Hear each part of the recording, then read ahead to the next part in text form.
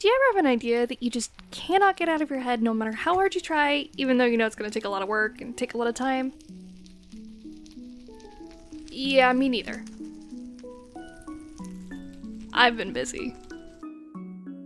Yes, you are seeing that correctly. I did actually tear down an entire ancient city. Why did I do this? Partially just because I wanted to, but I also needed some room for some machines that give me materials with the Create mod, and I figured this could be a good place to do it. And besides, the Deep Dark is technically spawn-proof, as long as you remove all of the shriekers, and make sure it's closed off from caves that are technically other biomes. Besides, I did this instead of just building on the surface because this somehow felt less intimidating. I don't know how to explain it, it just was. I also just really like playing this game and I wanted to do something productive while I had downtime because hey, fun fact, the 3 cities that I visited last time were over the span of 2 weeks, so I had a lot of downtime. And this is what I chose to do with it. I don't know why I'm like this either. So what are we doing today? I thought it would be a good idea to plan the layout. I need to figure out what I want to have in here and also where I want to have it. So that's going to take me a bit since this is just absolutely massive. And I may have one more thing I need to do before we get started. We may need to get rid of that city center. Let's do that real quick.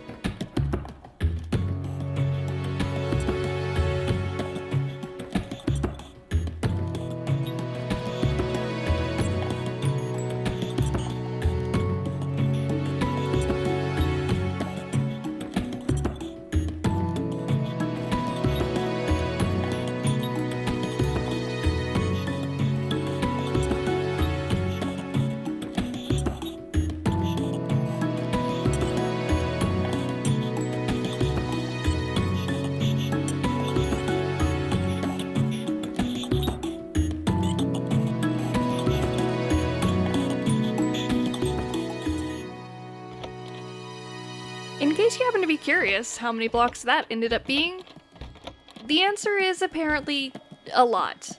So you can maybe imagine just how many blocks I had to break to tear down the rest of it. Now that it's all clear, we can actually start building.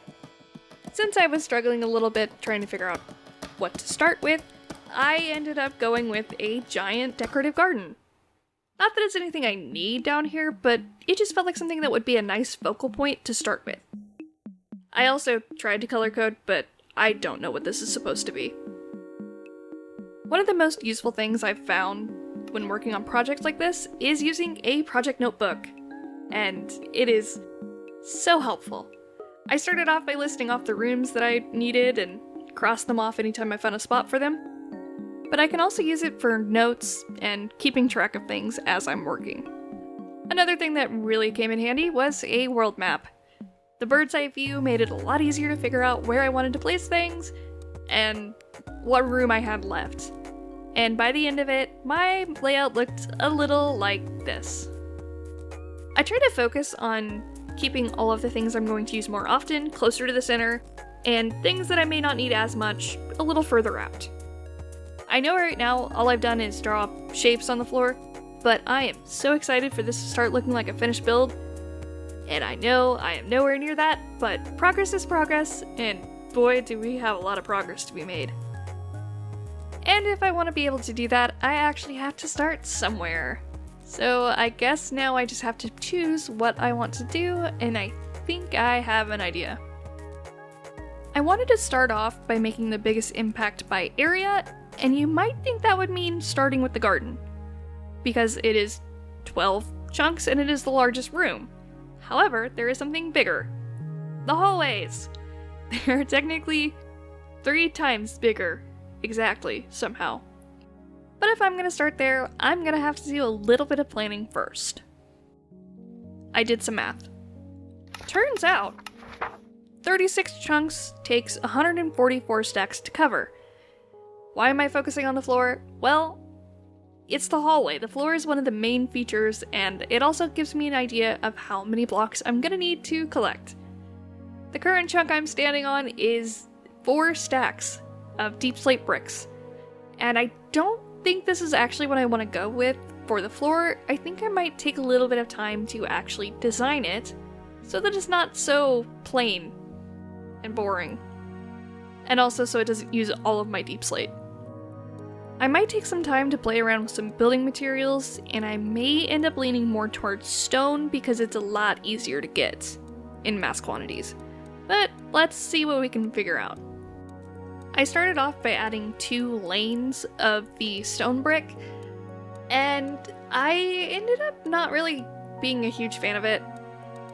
The stone brick and the deep slate brick were a little too samey for me, so I decided to actually just start with a base of just stone brick. And in doing so, I may have made a small mistake. I just walked off and I never replaced that. And yeah, that did cause problems later. I was actually so focused on building and trying to get this to look good that I didn't even notice that I did that. I just carried on. Could not figure out why my lanes were not lining up the same way they were before. Once I got the stair detail figured out, it was time to move on to some pillars. Pillars and arches are one of the main things I pictured when I thought about these hallways, so I had to make sure I got them just right. I spent some time getting the spacing right so that they could tile end to end, and then I swapped out the spruce logs for some stone pillars. I figured it could give me a little bit of flexibility when it came to what the walls were made of, and then it was time to texture the road. I went through quite a few different blocks trying to figure out what I wanted here before I settled on polished andesite. And then it was time to top the pillars. I got very distracted by these because they kind of look like birds. I played around with the design for quite a while until I was really happy with it, and by the end of it, I was so excited to start building this absolutely everywhere. I just maybe had a few more things to figure out that weren't the design first. I had to figure out how to actually place it, and there were a few things I had to keep in mind. For one, I knew that the garden was going to be surrounded by a road, and I wanted 4 junctions out of it in the cardinal directions. And now I've designed the road sections to be 14 wide instead of 16, so I have to account for that as well. If I were to just place the design as is, it would look a little bit like this, which, even in the illustration, looks a little busy, so I decided to remove every other pillar. It looks a lot cleaner that way. And when it came to the junctions, I could have just built them as they are illustrated here, which is 14 by 16. However, I built them as 14 by 14, which may have messed up my spacing a little bit. And it probably would have been fine if it weren't for the fact that there are actually other roads that connect to this. And of course, these other roads are also now 14 wide, which may have made some of these junctions a little complicated. The 2 bottom corners, for instance, have the arches on the outside of the chunk instead of the inside, which I could just place another one on the outside and call it good. It's not exactly the same, but it does technically work. If we look at the top right-hand corner, there are actually 2 right next to each other. Having the roads 14 wide instead of 16 wide makes this a little complicated. I could fix the bottom of the 2 by placing the arch on the outside, like I did before, but that would also mean that the one above it would have the arches on the inside, like the others, which isn't an ideal solution, but it could technically work. It gets the most complicated when it comes to the last junction, in which one side is on the inside of the chunk and one side is on the outside of the chunk, and we could just place one on the outside of the chunk, but there's not really a good solution to this one, so I kind of just decided to start over. The unfortunate part about all of this is I actually figured this out by building most of the road, minus the junctions, instead of actually making charts like this. So yeah, it's taken a bit. When I started building again, I wanted to make sure that everything would actually line up properly first, so I went around with moss blocks to measure everything out. This step would have saved me a lot of time the first time, but at least I figured it out now. I did end up changing the pillars to be 2 wide instead of just 1, since it made the repeating pattern a little easier and made the weird corners blend in just fine. Once I had the placement, it was time to figure out the curve of the ceiling. Then the actual ceiling itself, which I just did the same thing as before, just following the curve a half block up so the arches would stand out more. Once I was happy with the shape, I just had to build this a few more times. So as to not repeat the same mistakes as before, I did make sure that every style of junction would work before building everything else. I was definitely overthinking this, but it was the same process I used for building roofs. These ended up essentially being split into fourths, with each corner being either a straight section, an outer corner, or an inner corner as was needed. That seems simple to me now, but after the issues I had with the first attempt, it definitely felt like there was way more to it. And maybe I could have made them a bit more ornate, but this isn't really the focal point of this build. I wanted everything to look nice and have some functionality, but hallways are more of a filler section. They do still need to look nice for the rest of the build, to feel connected and have some structure. But if I put too much detail into the hallways at this point, it's just gonna feel too busy and repetitive. I'm still in what I would consider to be the sketch phase of the build anyway. A lot of this is just placing blocks for the sake of getting things done, then going in afterwards to do details I want to make this look better. I want to do it this way so I can focus on details being related to the room that the hallway is attached to, instead of just the hallway itself. If I try to add detail now, I have nothing to go off of, but if I wait until I'm actually installing some of these rooms, whatever details I do add will be better thought out and actually be relevant. Things like adding storage boxes outside of the storage room, or maybe some honey or honeycomb near the apiary. For now, I'm getting a basic structure down that looks nice on its own, in case I don't get around to detailing it, but has a lot of potential for decoration in case I do get around to that. That kind of thing. So, building that took about 9 hours total. And then I also took the liberty of, placing in some walls. They're all temporary. It's pretty much just so I can get an idea of how it's supposed to look when it's done, and get more used to that versus how empty it was looking beforehand. Plus, this is going to make it a lot easier for me to start learning how to navigate. So, it also just is more interesting that way. But let me show you around and show you what we're working with for the base so far. So as you can see, I literally just put walls to make this look a little less empty, but if you were to actually walk around, it is still very empty, very unfinished. I did replace all of the wool with some cobblestone. Since this is going to be covered by the walls anyway, it really doesn't matter what block it is, so I went with the cheapest one I have. I just made a simple redstone door, because I kept having to break these to get back there, and if I don't remember to use the silk touch, it's a whole thing. But anyway, we have our hallways are completed, and it's so great. So we have our single process machines like our crusher, our washer, our smoker, and haunter. I guess that's technically a double process machine. And then our smelter and cobblestone generator. These are all in the same area, so it should be easier to just take packages from one to the other if I need to do more than one. Then we have our storage room, which I have been playing around with prototypes for this. It is slightly more complicated than I thought, but we're gonna make it work. Then we have our kitchen over here, which is where we will be able to cook things and also store all of the food. And then we have our main garden, which currently is blocked off with moss, but it would hopefully have a nice domed ceiling with a fake bright sky. I don't know how I'm going to achieve that yet. I have ideas. We shall see how that goes. Anyway, if we continue on this way, we have our portal room, which will also be the entrance to the base. And then we have our bulk storage room, which is also going to be something I work on at the same time as the storage room. That's going to be fun. It is absolutely gigantic.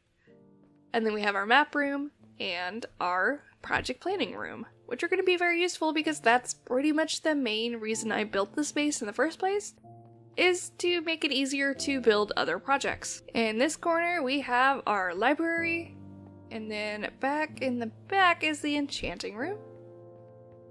And then we have the fluid management room. I don't know what else to call that, but that's where things like tanks of water and lava, as well as the spout and anything like that would be. We also have our treasure and armory room. The dye farm, which I really like the idea of putting something colorful up there just to push the fact that this is dye. No other reason, really. And then we have our mixer and our mechanical press. I also technically have the option of taking this out and making a temporary farm or lab. It is currently marked out to cover about 10 chunks. It may or may not end up being a thing. I just don't want to overdo everything. I do also have an empty room, because as I was building everything, I didn't realize that I didn't give this one a purpose.